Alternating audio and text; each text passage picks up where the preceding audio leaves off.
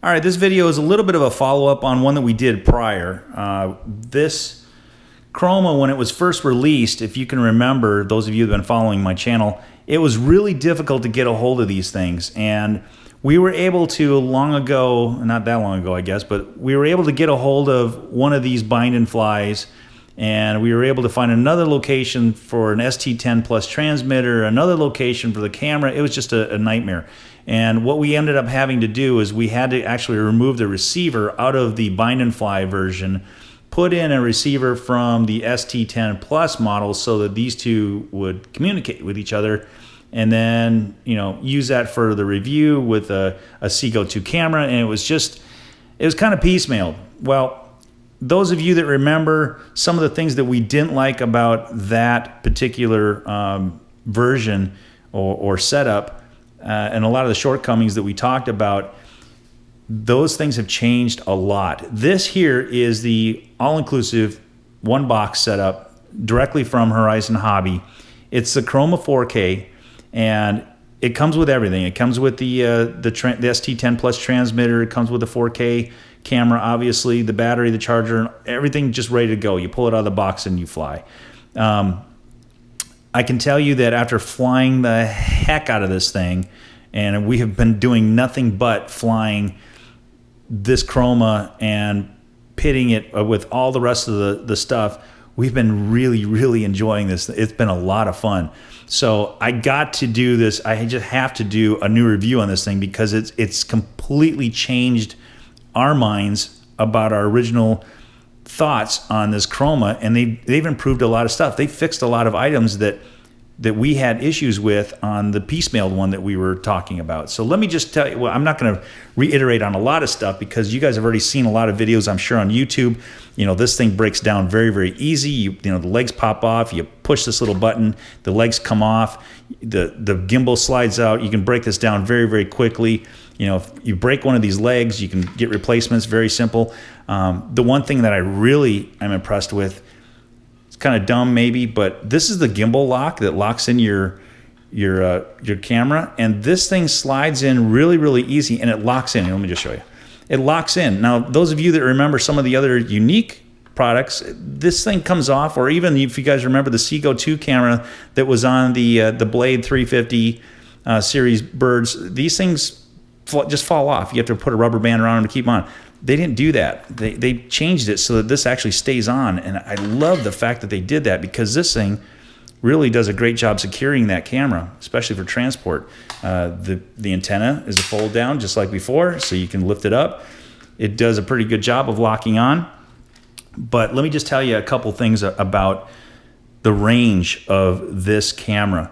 I'm going to show you a video where we just horsing around last night. I decided to take this thing out and just do a quick flight, and the lights, the LED lights that are on the bottom of this thing, this probably has to be the brightest UAV that I have ever flown at night as far as being able to see this thing. And it's crazy how bright the LEDs are on the bottom of this. It's almost annoying, it's so bright. But anyway, we just took this out unrehearsed. We just took it out and started flying, and I'm going to show you the video here in a second where I took this thing out and I got over 2,800 feet of full telemetry and FPV the entire time.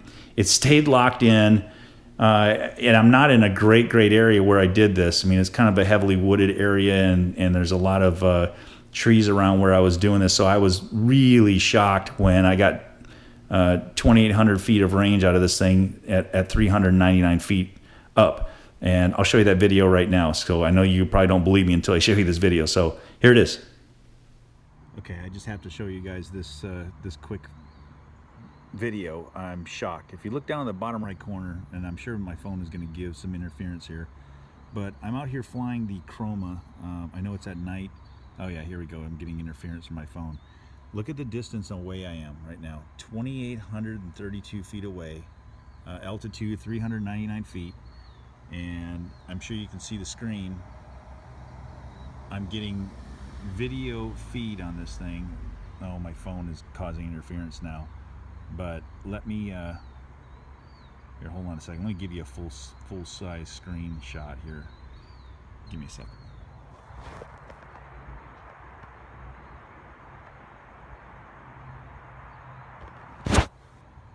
Alright, sorry, I'm trying to do that one-handed. But here's the live feed.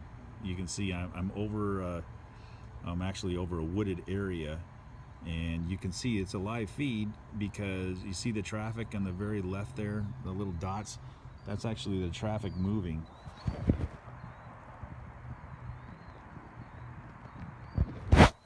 Sorry, I'm trying to do this one-handed, so I have to put my phone underneath my chin here. So the distance, oh, I guess I just lost the telemetry from the phone is causing interference, but you guys could see how far away I was. I'm 2,800 feet away, and I still got video feed. The first person video is actually coming through, so very impressive. It's kind of amazing that this phone is causing the interference now, but there we go, it's back again. I guess my phone is causing the problems. 2,800 feet away, Chroma. That's the 4K. Very impressive. Nope, there it is. Okay, I got it back. I'm going to show you real quick before my phone causes the interference again. 2,800 feet is the distance, 399 feet up, and yep, there we go. As soon as I get my phone close to the transmitter, it causes the interference. But yeah, first person feed, guys. That's really impressive. 2,800 feet. Yeah, I wanted to show you guys this real quick. While my other videos were uploading here, I wanted to show you, it's a little breezy out here. According to the other drone that I had up, it's blowing at a little bit over 12 miles an hour out there, so it's not totally calm. But I was out tooling around with this, and I said, I'm going to hit the stopwatch. I'm just curious on what the actual flight time is that I'm going to be able to get on this thing, taking it down to the lower extremes of the battery. And I flew this down to 10.4 volts, and there's the outcome. 27 minutes. I know it's 3 seconds, but as soon as it hit the 27 minute mark, I just decided to bring it down. During the last minute, I will tell you, I was probably only, this far off the ground, just because I wanted to make sure I wasn't going to have this thing drop out of the sky. But it still probably had a little bit of time left in it. I just didn't want to push it any further than that. It'll be interesting if I get a chance to take this thing out and see if I can really extreme it and push to get to that 30-minute mark. But it's interesting to know that doing normal flying, which is what I was doing here, hovers, going up to 400, bringing it back down to 3, bringing it back down to 2, going back up to 4. As you know, when you start going up, that extra lift causes a lot of battery strain. So even doing that and playing around and flying out 2,000 feet and then turning around and bringing it back and so forth, I still got 27 minutes out of this battery. So 6,300 milliamp battery, it definitely has its pluses on this Chroma.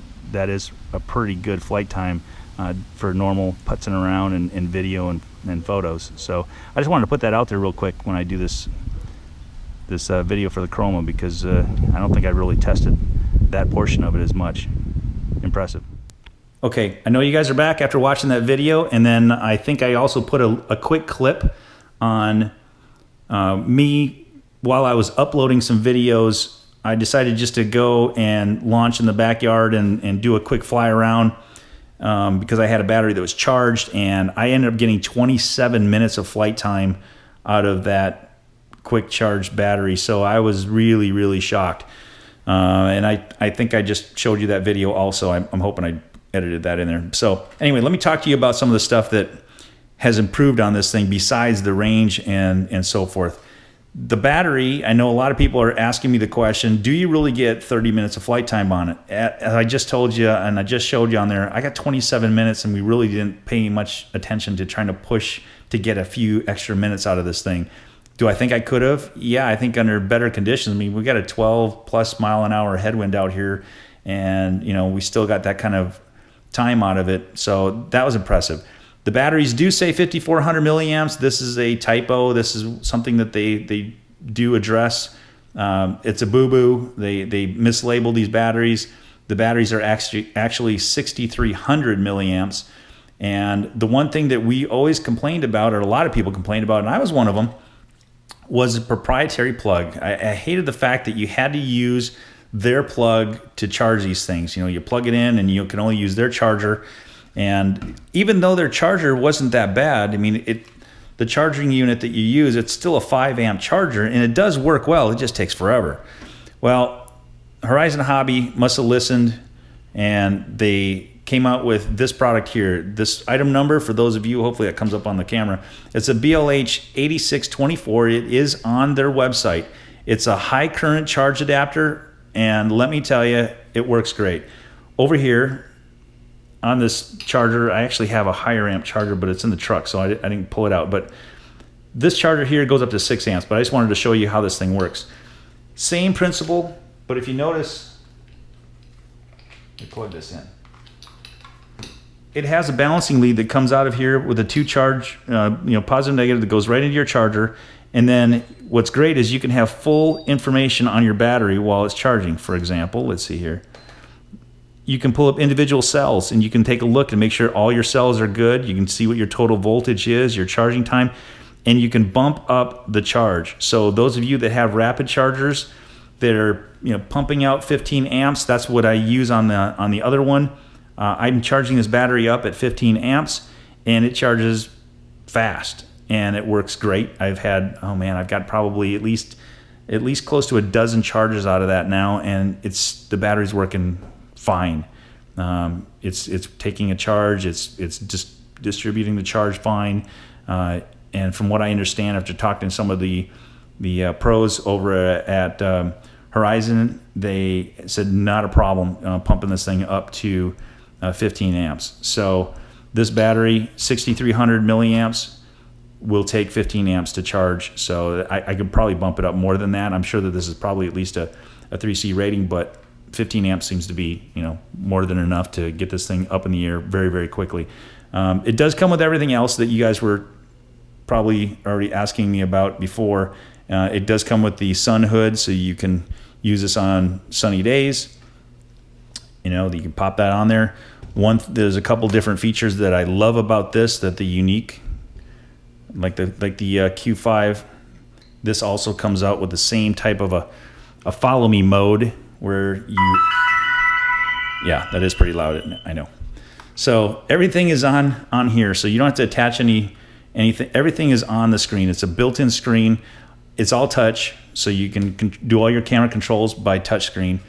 The follow me mode, for those of you who don't know what it is, whatever the distance is that you lock in between your craft and the transmitter, you can put it into follow me mode, you put it into the smart, and as you move towards the bird, it will move away from you. You move away from the bird, it'll maintain that same distance between you and the UAV.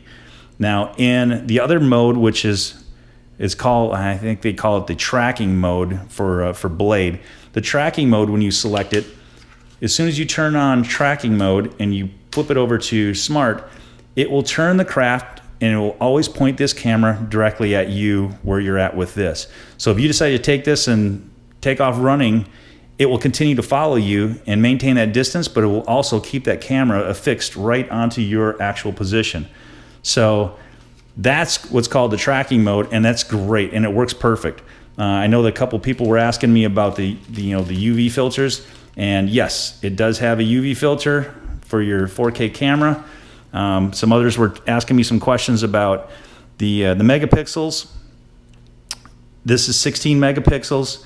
They were asking what the differences were between this camera and the ones that were actually on the Q5. And the only thing I can explain to you is that there's different areas of how far the image is actually cropped and how much is actually being used. This one, they're using a full 16 megapixels of that image. The one thing that is really, really amazing that blows me away, though, is 2,800 plus feet of range that I'm getting out of this thing. And you guys saw it on the video. It's not a doctored video. That's really what happened yesterday, which I was really shocked because up to this point, I haven't been really pushing the envelope. One other thing I wanted to tell you real quick, I almost forgot. If you wanted to update this system and change your geofencing, and what I mean by geofencing is the maximum distance away that you can fly this craft. You can set the limits, you can set the parameters so that when you're flying, it'll only go 500 feet away from you, 600 feet away from you, maximum altitudes and all that. That's called geofencing. On some of the other craft, you actually have to use tweezers, pull out things out of the battery compartment and attach this to your computer. Well, Horizon teamed up with with Yuneec, and they came up with a much easier solution. There's a micro USB port right here. It's all you have to do. You download the software from Horizon. You plug this in, and you can automatically get in there. You can do your diagnostics. You can do your testing on all your different sensors in here, and you can change your geofencing and parameters very quickly. It's really simple. It's just literally just plugging it in and going. There's no tweezers involved. There's nothing as far as removing stuff. It's just plug it into the micro USB and go. So that part is also definitely a thumbs up. So those of you that are thinking about different birds and picking them up, do I think that you guys should look at this? I really think you guys need to take a hard look at this Chroma. I think that it's a game changer when you're talking about people, that especially those of us that are looking for something that's simple and you want to get it up in the air right away. I love the fact that everything here is all touch. You double tap or triple tap on the screen, and it gives you a complete screen, and your first person view will be the entire screen, and then you bring it back, and it brings it back to all your telemetry and so forth. You can control your camera functions here. You hit it again, and then you go back to your full screen. All those things that you need to have will be on your monitor. It's very easy to use. This craft is very simple to fly, and I will talk to you a little bit more about the best ways to get this thing up in the air and not crash it, and I'll do that in another film. But I wanted to at least tell you guys real quickly, take another look at the Chroma, because I'll tell you, I was blown away at the improvements that they've made with this 4K, the all-inclusive, everything in one box setup. It blew us away. I mean, it's been a lot of fun to fly this thing, and it's been really easy to fly, and the images have come out to be just spectacular. So those of you that are contemplating and looking to get into the hobby of flying and photographing and stuff, take another look at the Chroma, guys. It's really fun, very easy to fly. So thanks again for watching. Please subscribe, give us a thumbs up if it helped you in any way, shape, or form. And if you have any comments or even videos to show me of your flights with the Chroma, send them on over. Thanks again for watching.